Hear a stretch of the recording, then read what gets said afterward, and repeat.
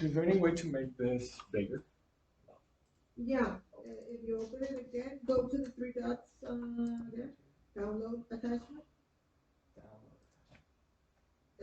open the attachment, and then the three dots again, and click on it. Okay. All right. Well, what does Arturo Saldívar, our very own Supreme Court representative, Donald Trump, and the president of France all have in common? Well, they all use TikTok. So YouTube, Facebook, TikTok, Twitter, Snapchat, all those social media platforms are the ones that we commonly use. But we're not alone. Political figures from all around the world use them too. And most of the time, they use them to sway our political opinions and our stances in ways that we not always give our own consent. So this is what I come here to talk about today. I come here to talk about how political figures use social media platforms to push political propaganda in some ways that we're not even aware of. So first of all, I'm going to talk from my very own experience. I use a little bit too much YouTube. I know a lot about that platform and a lot of the influencers that use it. And I come to talk about YouTube because I use it since I was very young. And because of that very usage, I know a lot of, let's say, political influencers that swayed my very own opinion since I was young. You probably know some of these political figures. This one is Ben Shapiro, Jordan Peterson, Andrew Tate, and Crowder. So all of these are right-wing political figures, and they have a lot of popularity on YouTube and other social media platforms. And the issue is not that you like them, you can like them and you can be a fan of them. I have no issue with that. The problem is that a lot of times these political figures push climate change denial, anti-LGBTQ right ideas, or even Holocaust denying ideas without us noticing it. And that's a real issue.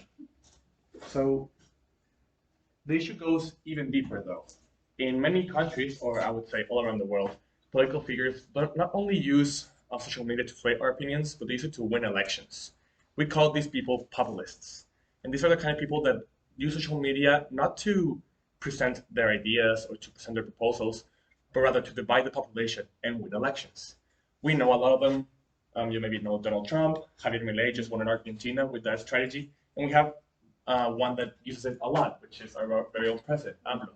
He even goes on and uses it every morning in the famous mañaneras, right?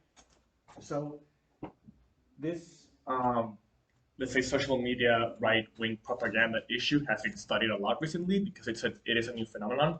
I found this article by the European University Institute that talks a lot about it, and I found it really interesting. It said that a clear overrepresentation of male right-wing content creators and party leaders on social media platforms who seem to significantly set the tone for the interactions taking place online. And this is no coincidence, right? It turns out that a lot of these political propaganda attracts a lot of viewers and attracts a lot of money. So it does quite have to make sense. But not all researchers or academics are on the same page about this. This article published by the Sage magazine, which is scientific and social issues magazine, concluded that there is no evidence that social media explains support for right-wing populist candidates and parties. Instead, in the United States, use of online media decreases support for right-wing populism. Although this paper was heavily criticized and I read it myself, I didn't quite agree with the conclusion of its findings. But not everyone is agreeing on the issue per se. That's why I wanted to include this. Regardless, the conclusion is clear. The issue has been identified and we have to deal with it.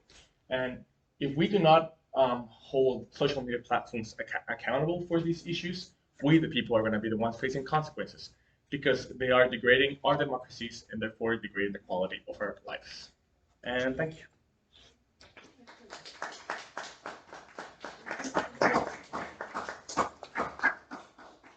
Very good performance. Some of your last three. I mean, both.